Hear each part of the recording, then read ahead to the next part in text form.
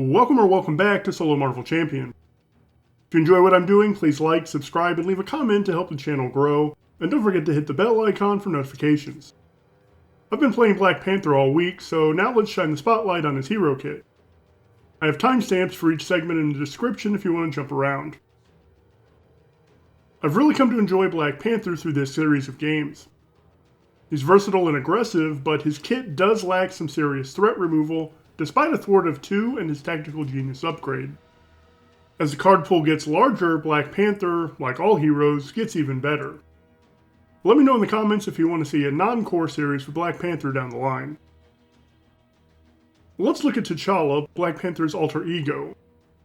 I love flipping to alter ego, and I think T'Challa has a really good alter ego despite having a one-and-done setup ability. Foresight can only be used during setup, but it lets you find the upgrade you want, which may vary from game to game, and gives you a 7th card in your opening hand. 11 HP is serviceable, and a recovery 4 is slightly above average, playing into what you want to be doing with him in hero form, which I'll discuss shortly.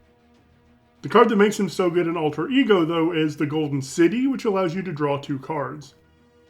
I like to flip down, recover, and draw 2 just to see what I get. If I discard them, at least I've filtered them out of my next 6-card hand. Then at the start of my next turn, I'll draw 2 and flip up to hero with 8 cards in hand. If I have the Golden City in play, I don't mind drawing my obligation and flipping down, and I'll showcase a non-core card that's great for dealing with the exhaust that comes with most obligations. You also have Ancestral Knowledge, which is hit or miss because it's an event. Ideally, you want this late in the deck pass to shuffle Wakanda Forever back into a thin deck. I prefer a support or upgrade if it has an alter ego action, so unless it hits at the right time, I usually just use this as a resource. Now let's flip up to hero and look at Black Panther's stat line. 222 is a great, versatile stat line. But the reason I say his 4 recovery plays into what he wants to do is because of his Retaliate ability. Retaliate only triggers if Black Panther takes the attack, whether he takes any damage or not. If you block with an ally, the ally is the one attacked, not Black Panther. So I'll often just soak the attacks for the free Retaliate, and then flip down to recover often. Protection gets better as you go beyond the core cards though, so you'll end up taking less damage in a protection build. Black Panther's ally Shuri will fetch an upgrade for you. Any upgrade, not just a Black Panther upgrade.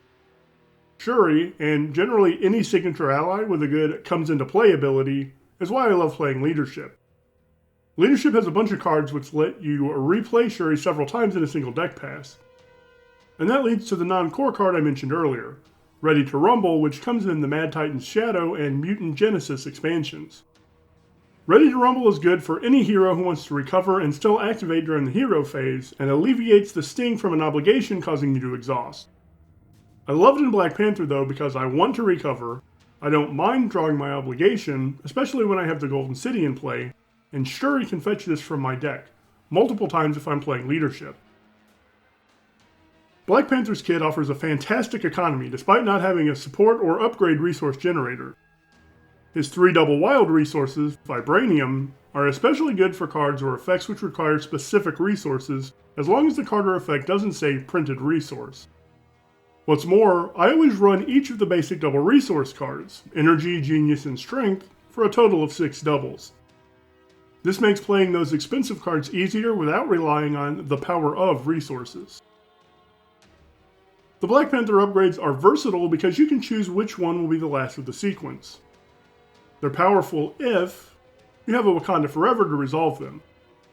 Without Wakanda Forever, which I'll cover shortly, they're just sitting on your table taking up space, so that's when you rely on your other cards. Tactical Genius is a thwart card which removes 1 threat from a scheme, or 2 if it's the last in the sequence. You can't use it to remove threat from the main if there's a crisis icon in play though. Vibranium Suit moves 1 damage, or 2, from you to an enemy. Note, if you're at full health you don't have a damage to move, and it's an attack, so it does not get around guard.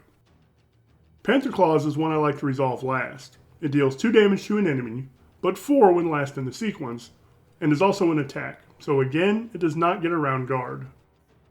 Energy Daggers deals 1 or 2 damage to the villain and each minion engaged with you. Note that this is not an attack, so it will get around guard. Something to note about all of them is that they don't exhaust when you resolve them, and they don't have to be ready to resolve.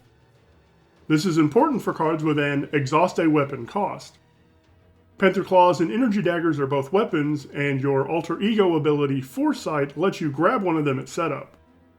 This means you're guaranteed to have a weapon in your opening hand to take advantage of Fusillade and Mean Swing.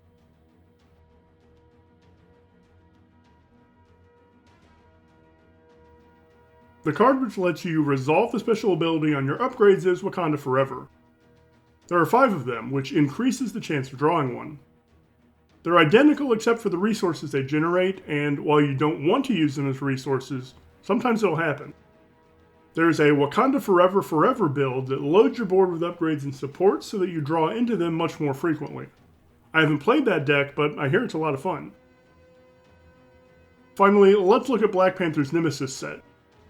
Killmonger is a 2/2/5 minion who cannot take damage from your Black Panther upgrades. This can be difficult if you're only leaning on them.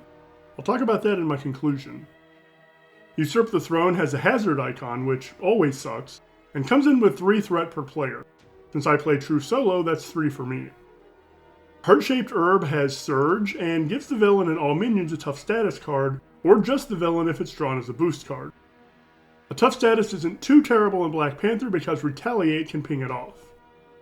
There are 2 copies of Ritual Combat which can be terrible. Discard the top card of the encounter deck and take boost icons +1 as damage, or threat on the main.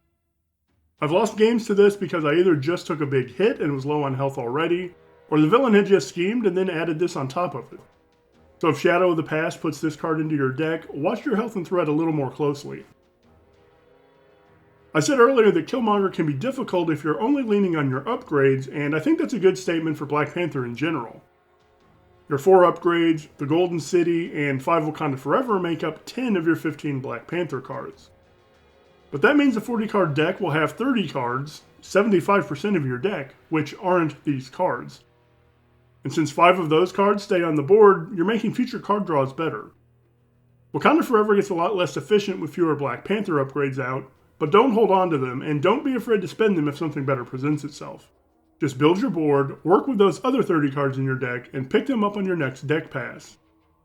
I didn't like Black Panther when I first got my core set, but that's mostly because I didn't know how to play the game very well. But after this series, and with a full card pool, I think Black Panther is really strong and incredibly fun to play. Let me know what I missed in the comments. Until next time, champions, I hope you have a great day.